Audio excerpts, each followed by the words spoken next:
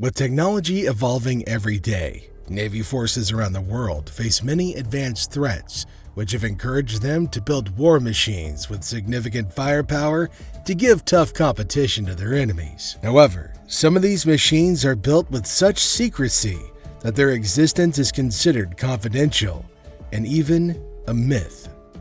The same is the case for the US-built boat named Ghost.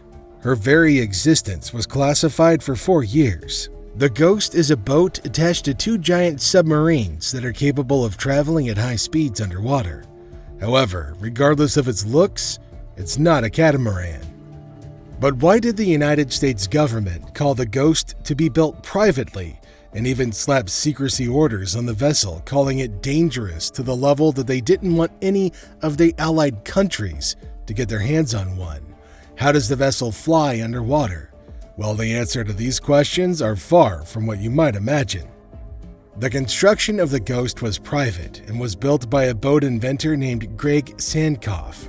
Greg spent $5 million to hire engineers and naval experts to make the Ghost project come true. The project was initiated with the idea to market it to the United States military eventually.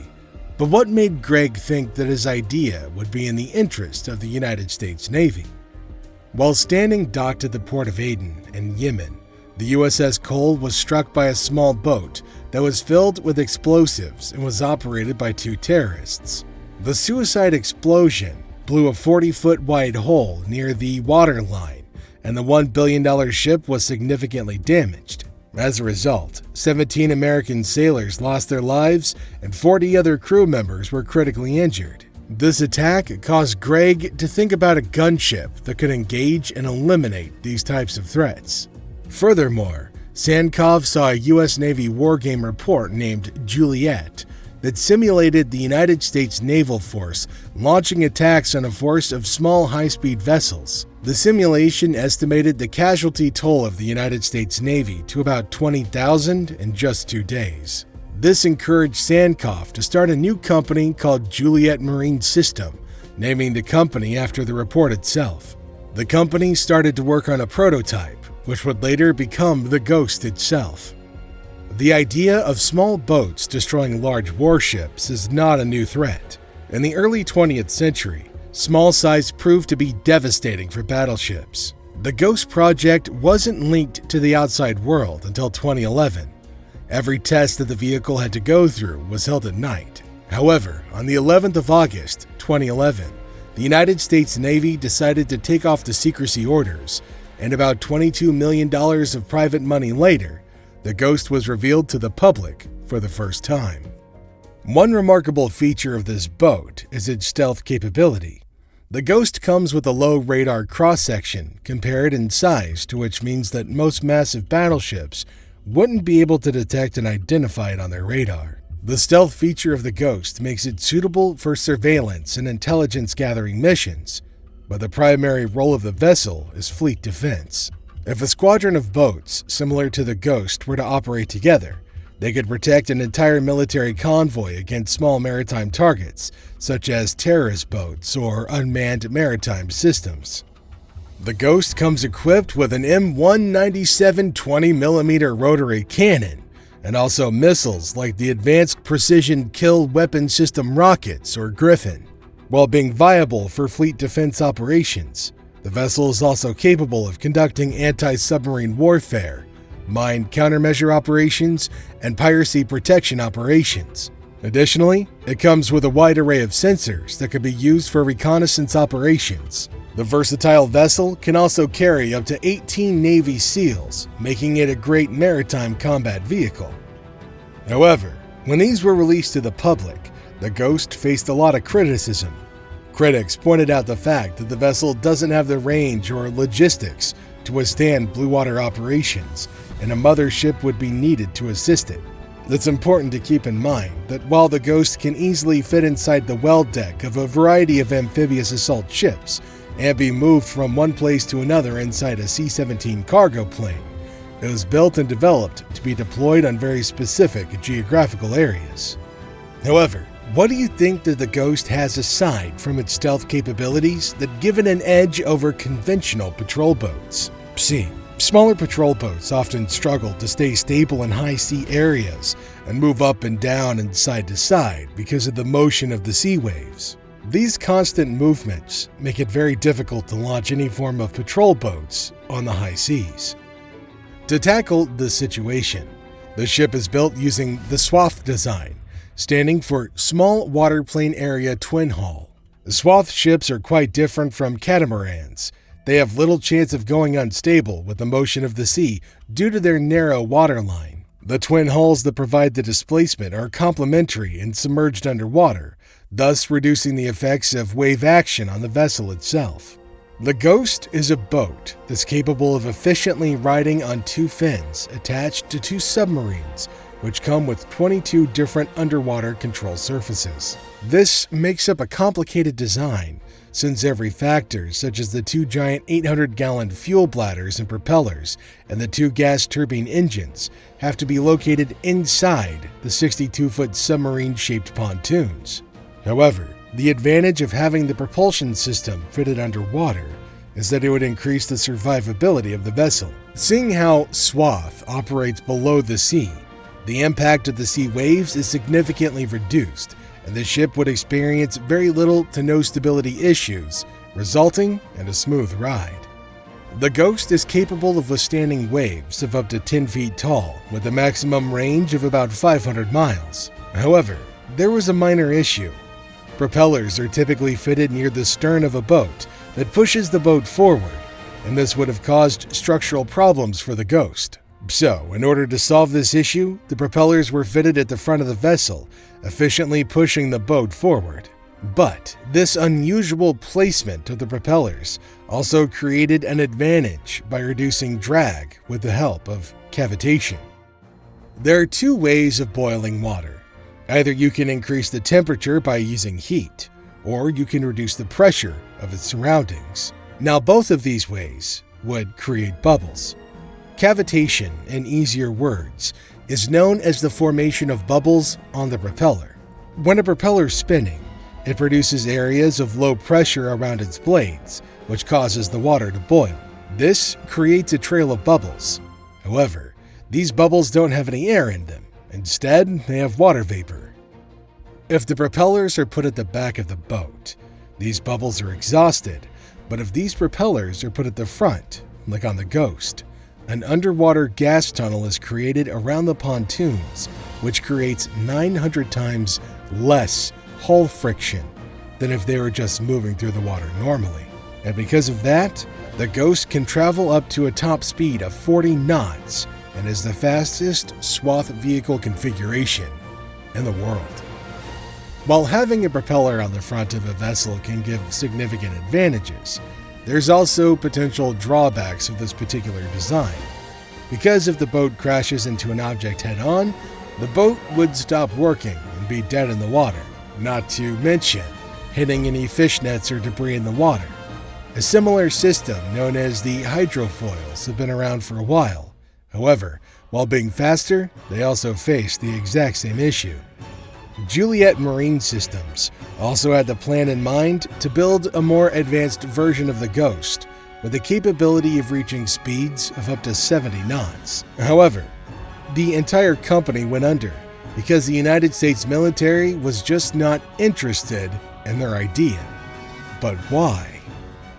According to retired U.S. Navy Rear Admiral and Juliet Systems advisor Jay Cohen, back in 2009, the Defense Advanced Research Project Agency, or DARPA, offered a contract to Juliet Marine Systems in exchange for all of its patent rights.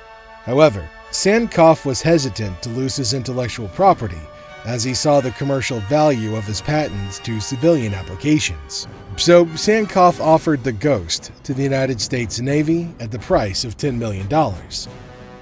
The initial interest of the United States Navy slowly faded away for numerous reasons. One of those reasons was that the U.S. Navy wanted a large hull blue water ship that was capable of also carrying out inshore operations, instead of a smaller craft that was only able to perform inshore operations. The Navy was also reluctant to work with new technologies, let alone startups, especially after facing failures with projects like the Zumwalt and the littoral combat ships. The Navy also showed no interest in the upgraded 150-foot version of the Ghost either. When Sankoff rejected DARPA's offer, the United States government put secrecy orders over the 4 patents, which meant that the Juliet marine systems were not allowed to publicize their technology. The secrecy orders were suggested by the Office of Naval Research, which deemed the Ghost technology as dangerous. These secrecy orders were lifted and put back in place several times. According to Sankoff, he had the belief that the United States government wanted him to go out of business so that no other country could deal with him and get their hands on his technology.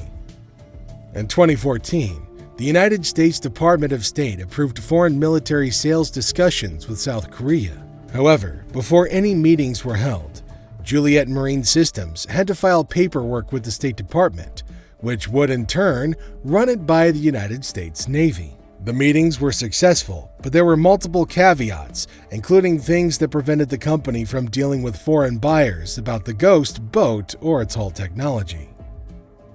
Experiencing such limitations and challenges in their business, the Juliet Marine Systems were forced to lay off 17 to 20 of its employees in 2016, and also then proceed to go to court against the United States Army. In 2021, the Ghost was up for sale for a bargain price of $2 million. Today, the Ghost is permanently located on display in Albacore Park, next to the USS Albacore in Portsmouth, New Hampshire. The interesting part is that in the early 20th century, the invention of torpedoes gave small boats the capability to launch a weapon that could significantly damage much larger vehicles, and in response, a whole new class of ships was revealed, torpedo boat destroyers, and the primary mission of these boats was to hunt down and neutralize torpedo boats. Destroyers have played a pivotal role for military forces all around the world for decades. Destroyers are massive ships equipped with a wide array of weapons and take part in maritime warfare. These ships are also used by military forces around the world to show their might and assert their dominance on the waters. However, being available worldwide, you'd have thought about who holds the most power on the high seas. This level of power links to one crucial asset: the massive warships typically referred to as destroyers by the navies of the world. These vessels aren't just quick and versatile, but they come equipped with significant firepower as well. And the more a country has, the stronger its dominance gets in the vast open oceans. Destroyers are fast, maneuverable, and long-enduring warships that are primarily designed to serve the purpose of escorting larger vessels and convoys, or they're assigned to carrier battle groups. In the earlier stages of their services, destroyers were used as a defense against torpedo boats, and were also known as torpedo boat destroyers. They were fast, large, and armored torpedo boats that were designed specifically to destroy enemy torpedo boats in the water. Before World War II, destroyers were lightweight vessels and had a low withstanding capacity for unattended ocean operations. So, to fulfill these operations, several destroyers would operate together in a group. However, after the war was over, the size of these destroyers grew drastically larger. The Allen Sumner-class destroyers came with a displacement of roughly 2,200 tons, whereas the replacements, the Arleigh Burke-class, have a displacement of 9,600 tons. The addition and arrival of guided missiles enabled the destroyers to take on the surface combatant roles that were earlier fulfilled by cruisers and battleships. The addition of the guided missiles into these destroyers' arsenals resulted in the creation of guided missile destroyers, which were far more capable of independent operations. The advent and development of the destroyer were linked to the invention of the self-propelled torpedo in the 1860s. This would give Navy forces the potential to destroy a superior enemy battle fleet using smaller craft launching torpedoes at the enemy. So fast boats with torpedoes were built and were known as torpedo boats, and they became a legitimate threat to larger enemy ships near enemy coastlines. The threat of a torpedo boat attack on a battle fleet was considered to be dangerous only if they were at port or if they were resting at anchor. But as faster and longer range torpedo boats were developed, the threat drastically intensified. To tackle this dynamically rising threat, other more heavily armed boats, known as the cache, were developed, which were then used to escort the battle fleet at sea. Starting in the 21st century, capable destroyer warships have become the global standard surface combat ships. Furthermore, modern-day destroyers might have an equal weight with cruisers used in World War II, but these destroyers carry a hell of a lot more firepower than those cruisers did. Now, over time, as destroyers have grown larger and more capable, they've also grown heavier and clunkier as well. And even though they can carry a larger array and assortment of missiles and defenses, they're starting to become more vulnerable to smaller craft, such as the Ghost. In order to protect themselves efficiently, eventually they're going to need smaller vessels to run point defense. With that said, it's only a matter of time until we see something like the Ghost enter the US Navy. Which brings us to the end of our video for today.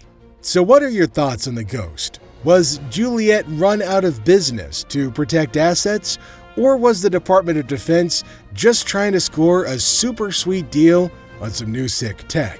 Make sure you sound off with your comments in the section below, and don't forget to show your support by giving us a like, subscribing to the channel, and clicking that notification bell so you're always updated as soon as we drop new content. Thanks for watching, everybody. We'll see you in our next video.